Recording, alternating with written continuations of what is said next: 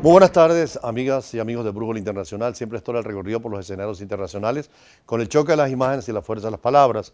Hoy empezamos con la fuerza de las palabras a entrevistar a uno de los más importantes especialistas en materia internacional en Venezuela, presidente del Colegio Internacionalista, Juan Francisco Contreras, precisamente cuando se cumplen 50 años del asesinato de Martin Luther King, asesinado de un disparo mientras estaba en un balcón en un hotel en Memphis, y con un testimonio inmenso de lo que es la negociación, el diálogo, particularmente la lucha no violenta para lograr reformas y hechos tan importantes como el sueño que realizó de la igualdad en los Estados Unidos. Usted, que es especialista en negociación y en diálogo en la Universidad Central de Venezuela, cualquier conflicto internacional o nacional puede resolverse por una lucha no violenta y siempre abierto al diálogo y a la negociación, ¿no? Claro, ese es el objetivo. Y de hecho la comunidad internacional ha venido avanzando en torno al tema de la solución pacífica de controversia para evitar la violencia en los conflictos. Testimonio de Luther King es extraordinario, ¿no? Sí, es una joya de cómo alguien utilizando la no violencia logró que los derechos de las personas de color en Estados Unidos fueran respetados y avanzaron. Prueba de esto, digamos, tenemos que hubo hace unos años un presidente de color que era una cosa impensable en la época que Luther King estaba peleando por los derechos de los norteamericanos, que era simplemente la segregación que los blancos hacían sobre las personas. Por cierto, hace algunos días también desapareció Winnie Mandela, compañera de Nelson Mandela, otro de los predicadores de la no violencia, que lograron objetivos y realizaciones sin la violencia en las calles, pero producto de una presión y de una actitud moral extraordinaria. Así es, y dando un ejemplo de consecuencia en una lucha que por demás muy justa para tratar de que los derechos humanos de todas las personas sean respetados en todas partes. Usted me señalaba que todo lo que ahora Naciones Unidas tiene como acervo es la solución pacífica de controversias. Concretamente, el artículo 33 de la Carta de Naciones Unidas establece mecanismos que son políticos, jurisdiccionales y diplomáticos. En el caso de Venezuela, con Guyana se ha abierto el debate por el Esequibo. Son 150.000 kilómetros cuadrados, donde Venezuela ha sido negligente en el reclamo permanente. Hemos visto cómo Argentina reclama sus 12.000 kilómetros de las Malvinas y hasta España los 7,5 kilómetros del Peñón de Gibraltar. En Venezuela ha faltado criterio, pero hay declaraciones del canciller, de la oposición, de la Asamblea Nacional. Como presidente del Colegio Internacionalista, ¿cuál es su criterio sobre el tema del Esequibo? Bueno, creo que ha habido mucha negligencia en el manejo de lo que ha sido la relación con Guyana para tratar de buscar una solución, para tratar de buscar una salida entre ambos países. La tesis de Guyana siempre ha sido buscar resolver el conflicto a través de los órganos jurisdiccionales internacionales como la Corte de la Haya. Sin embargo, Venezuela siempre ha sido partidario de que se realice un proceso de negociación directa donde, como dice el Acuerdo de Ginebra, haya una salida satisfactoria al conflicto. Lamentablemente, la tesis venezolana ha sido dejada de lado y los guyaneses han logrado imponer su criterio y el secretario general de Naciones Unidas envió el litigio a la Corte de la Haya. Ahora, ya lo había anunciado Ban Ki-moon cuando era secretario general de la ONU, ahora Guterres lo ratifica. ¿Hasta qué posibilidad tiene Guyana de que esa decisión de que vaya a la Corte Internacional de Justicia puedan obligar a Venezuela a ese fallo? Bueno, muchas. Yo creo que el tema es que Venezuela no ha hecho su tarea. La Cancillería venezolana ha sido muy negligente en el aspecto de buscar una salida. La propuesta de Venezuela realmente ha dejado de ser viable porque ya Guyana ha demostrado en varias ocasiones de que la situación del buen oficiante no produce resultados. Y en vista de eso, el secretario general anterior, Ban Ki-moon, dio a Venezuela un plazo para buscar una salida a través de la situación de buen oficiante, pero Venezuela no hizo lo que tenía que hacer.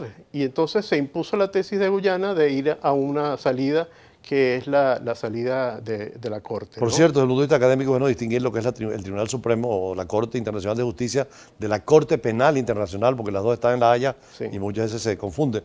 Guyana quiere irse a la Corte Internacional de Justicia, que es la que dirime problemas entre estados. La penal internacional es para individuos que tienen cometido crímenes internacionales. Entonces sería la Corte Internacional de Justicia. Pero también, a diferencia de la Tribunal Penal, que es obligatoria cuando hay una decisión de llevar a una persona, en la Corte de Justicia, tiene que el Estado estar de acuerdo para ir a la Corte. Claro, pero Venezuela no ha hecho lo suficiente para poder evitar ese paso, que además ya fue anunciado con suficiente antelación. El secretario general anterior, Ban Ki-moon, habló de que si no había una solución, como el acuerdo de Ginebra le da al secretario general la potestad de decidir cuál va a ser el mecanismo de solución de controversia, él anunció esto y Venezuela realmente no hizo lo que tenía que hacer y Guyana avanzó de forma muy clara y precisa con los pasos que tenía que dar para lograr que el secretario general de Naciones Unidas enviara a la Corte Internacional de Justicia el caso de Venezuela. Ahora le toca a Venezuela, que está contra la pared, tratar de justificar o de buscar mecanismos para evitar que esto suceda. De todas maneras, en el caso, por ejemplo, de Bolivia y Chile, vimos cómo contrataron inclusive expertos internacionales para defender cada uno su posición en la Corte. O en el caso de Nicaragua, Colombia, que están obligados por el Tratado de Bogotá de asistir a la competencia de la Corte. En el caso venezolano habrá que estudiar todas las posibilidades y llamar a todos, como hizo Evo Morales cuando fue a presentarse contra Chile, llamó a todos los presidentes de todos los partidos, de todas las fuerzas, porque es un tema nacional, de Estado, no de gobierno. Así es. Y es que no solamente que se ha manejado como un caso de gobierno, sino como un caso de un partido de gobierno, tratando el tema ideológico o superponiendo el tema ideológico sobre el tema del interés nacional. Y yo creo que la gravedad está ahí, que no se ha hecho lo que se tenía que hacer y ahora estamos como tarde para tratar de enfrentar. Hay que ir a la carrera buscando algún grupo de expertos que puedan asesorar a este gobierno que no se deja asesorar sobre el tema, que es un tema bien complicado y que tiene a Venezuela contra la pared. En el tema de las elecciones peruanas vimos que cambio de gobierno sin elecciones, pero elecciones en Costa Rica se impuso la racionalidad, el pluralismo frente a unas tesis muy integristas de un religioso evangélico, frente a la unidad de los socialcristianos, Liberación Nacional, gente vinculada inclusive al evangélico. ¿No? Ese es un modelo de desarrollo y de elecciones. En el Perú hubo un cambio de gobierno también, ¿esto fortalece la democracia? Yo creo que el caso de Costa Rica es un caso bien interesante, como vemos que están surgiendo movimientos, sobre todo de carácter religioso y evangélico, en la región, ¿no? Tenemos el caso de Brasil, donde hay un movimiento importante de religiosos, el caso de Colombia, el caso de Costa Rica y muchos casos en Centroamérica que están surgiendo gente venida de la religión a la política. Así que es interesante. El caso de Perú, un caso realmente complicado. Creo que lamentablemente este gobierno que surge es un gobierno débil porque esto que sucedió con la sustitución de Pedro Pablo Kuczynski es simplemente el comienzo de una crisis política que va a generar en Perú bastantes problemas, ya que el Congreso sigue siendo o estando en manos de las fuerzas contrarias al fujimorismo, partido del CPK, ¿no?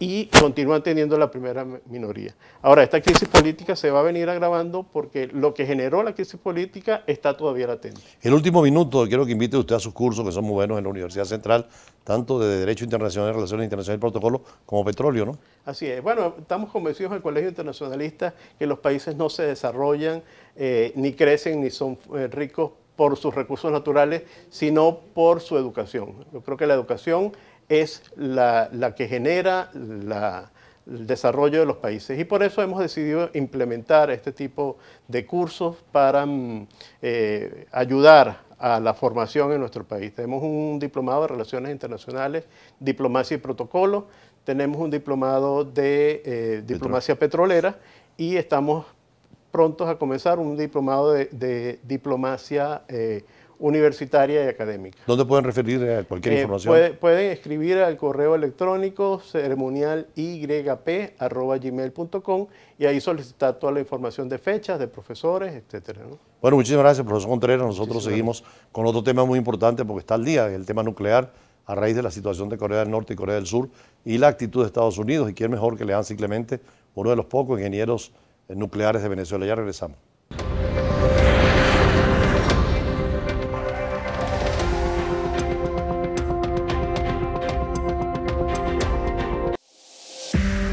Usted está viendo Brújula Internacional.